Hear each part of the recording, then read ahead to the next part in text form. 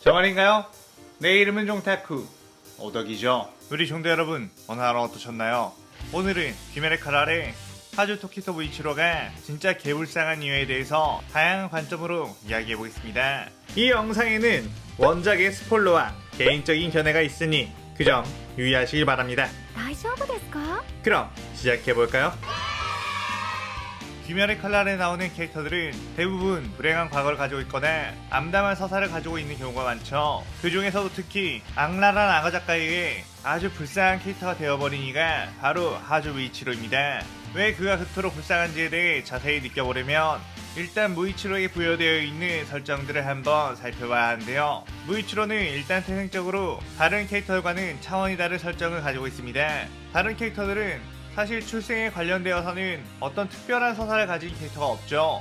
그나마 염주 랭곡 초조로 정도만 아빠가 귀할 때 염주였고 그의 조상들도 다 대대로 염주였다는 것을 제외하고는 그 초대 염주가 요리치나 코쿠시보급으로 중요한 역할을 한 검사인지는 밝혀지지 않았죠. 주인공인 탄지로 역시 사실 히노카미 카와라를 계승한 집안이긴 하지만 실제적으로 봤을 때 요리치의 유전자는 전혀 받지 않은 완전한 타인입니다. 하지만 무이치로 같은 경우는 귀멸의 칼날의 세계관 최강자인 요리치의 유전자를 받고 살아남은 유일한 캐릭이죠. 좀 더 정확히 말하자면 코쿠시보의 후손으로 어쨌든 귀칼의 최강의 검사 2명의 유전자를 받은 캐릭입니다. 이 부분 하나만으로도 사실상 근본 없는 탄지로보다 설정 하나만큼은 주인공감으로 볼 수 있죠. 보통 만화에서 이런 출생부터 서사가 있는 캐릭들은 주요 인물, 주인공이나 혹은 주인공의 버금가는 2인자 캐릭터 혹은 라이벌 캐릭터로 쓰여지곤 합니다. 거기에다가 최연소 기살대 주화된 설정에 차갑고 합리적인 성격에 고운 미모까지 갖춘 무이치로는 완벽하게 그런 캐릭터로 쓰였어야 하는 게 정석이며 그 매력을 가장 많이 살릴 수 있는 위치라고 생각이 되죠. 악어 작가 입장에서는 다른 만화에서는 다 그런 식으로 하니까 난 그렇게 안 할래 라고 생각하며 무이치로를 그런 위치에 놓지 않았을 수도 있는데 왜 다른 만화에서는 다 그런 방식을 활용하는지 그게 다 이유가 있기에 그렇게 하는 거라는 걸 무이치로를 보며 또다시 느꼈습니다. 잘 상상해봐요. 무이치로가 탄지로와 라이벌 구도가 된다면 딱 그림이 완벽해지죠.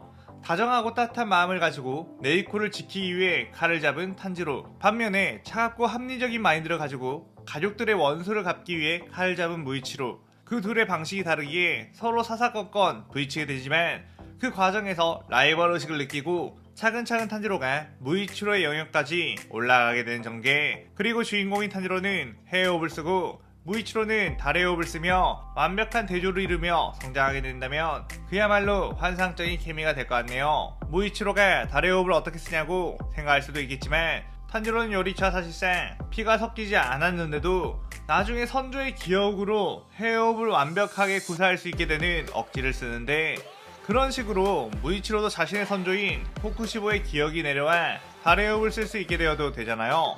애초에 무이치로 같은 주인공에도 적합할 캐릭에게 근본 없는 안개 호흡을 쓰게 하는 것도 아주 큰 실수라고 생각을 합니다. 하다못해 불, 물, 바람, 번개, 바위의 근본 속성 중 하나라도 쓰게 해줬어야 하는 게 맞죠. 그렇게 안 할 거면 굳이 무이치로한 캐릭을 최강의 검사의 후손으로 설정할 필요가 있었을까요? 그에게 천재의 서사를 부여할 필요가 있었을까요? 안개호흡 같은 근본 없는 호흡을 가지고도 이 정도의 임팩트를 남길 정도의 무이치로라면 다른 근본 호흡을 썼을 때 훨씬 더 압도적인 인기를 얻었을 것 같습니다. 탄지로와 라이벌 구도만 넣었어도 귀칼은 작품성에서도 준수한 평가를 받았을 거라고 생각이 돼요. 이렇게 무이치로에게 설정만 근사하게 해놓고 위치 자체를 그냥 도곡마을과 코쿠시 버전 이렇게 두 번만 활약하게 하는 건 너무 아깝다고 생각이 됩니다. 무이치로가 메인급 캐릭터가 아니라는 위치에서도 불쌍하지만 그 안에 들어가면 더 처절하게 짠한 서사를 가지게 되는데, 무이치로는 탄지로와 비슷하게 산에 집을 지어놓고 살아가고 있는 가난한 집에서 살아가고 있는데, 원래 부유한 무사 집안의 출신인 코쿠시보의 후손임에도 이런 모습으로 살아가고 있다는 점에서 코쿠시보의 인간 시절의 이름인 미치카츠가 가문을 버리고 간 후에 차차 몰락의 길을 걷게 되었다는 걸 알 수 있죠. 탄지로네 집과 비슷하게 산속에 살아가고 있고, 부모님이 죽은 후 무이치로와 유이치로가 나무를 하며 살아가는 것과 아내가 아프자 약초를 구하러 산을 휘저으며 다니는 거 봐서는 아빠 역시 나무꾼이나 약초꾼일 가능성이 높아 보이는데, 일단 아픈 아내를 미리 의원에 데려가 치료하지 않고 직접 약초나 따러 다니는 거 봐서는 그만큼 가난한 형편임을 알 수 있습니다. 타니로 같은 경우는 원래 숫쟁이 가문이라 가난한 게 그리 열받지 않겠지만, 무이치로 같은 경우는 코쿠시보가 가문을 버리지만 않았어도 쭉 부를 이루며 살아갔을 테니 더 안타까운 운명을 지녔던 것은 무이치로 쪽이 맞는 것 같네요. 더군다나 엄마가 병으로 죽고 폭풍우가 치는 날에 약초를 따라갔던 아빠 역시 죽게 되는데, 그야말로 허망한 그 자체. 어린 나이에 부모님이 모두 돌아가신 것도 아주 불쌍한데, 마지막으로 하나 남은 형 유이치로와도 사이가 그리 좋지 않았으니 그건 역시 무이치로에게 굉장히 비극적인 서사라는 걸 알 수 있습니다. 거기에다가 형은 검사가 돼 있다는 무이치로에게 윽박을 지르며 막아섰고, 끝에 가서는 오니에게 살해당해 죽게 되는데, 그때 가서야 무이치로를 끔찍하게 아끼는 마음에 무이치로의 앞길을 막았다는 게 나오죠. 꼭 나중에 가서야 본심이 나오는 그런 서사는 개인적으로 별로 좋아하지 않기에 유이치로라는 캐릭터도 정이 가지 않아요. 인간은 언제 삶이 끝날지 모르니 소중한 사람을 항상 소중히 대하고 그걸 행동으로 보여줘야 함을 또 여기서 배우게 됩니다. 어쨌든 무이치로 입장에서는 마지막 남은 형마저 눈앞에서 살해당해 그만큼 엄청난 트라우마를 겪게 되죠. 사실 타지로 같은 경우는 이미 죽어있는 가족들을 발견하는 거지만, 무이치로는 형이 죽어가는 과정을 무력하게 바라볼 수밖에 없었다는 점에서 탄지로의 상황보다 더 고통스러울 거라고 생각이 됩니다.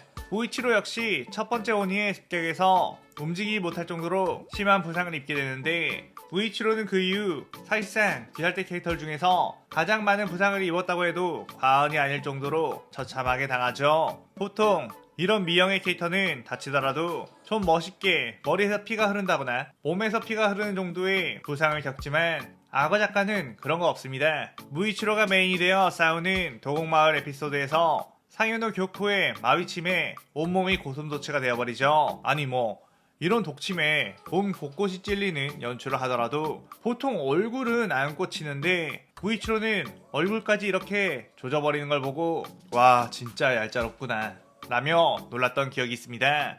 거기에다가 무이치로의 고통은 그곳으로 끝나는 게 아니죠. 그동안의 고통은 코쿠시보 전대를 위한 빌드업이었나 아주 처참하게 당하게 되죠.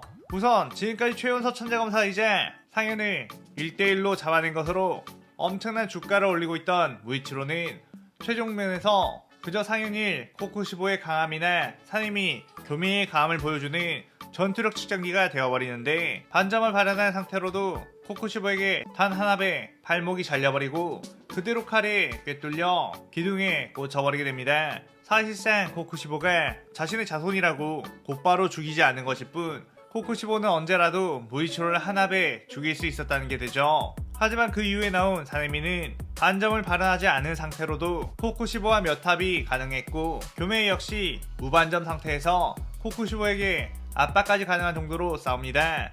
그 말은 반점 발현한 무이치로가 무반점인 사네미 교메이보다도 약한 게 되다 보니 지금껏 천재라고 칭송받던 무이치로의 전투력은 완전 평가절하 당할 수밖에 없죠. 이럴 거였으면 왜 천재라는 수식어를 붙이냐고, 더 초라해지게 말이야.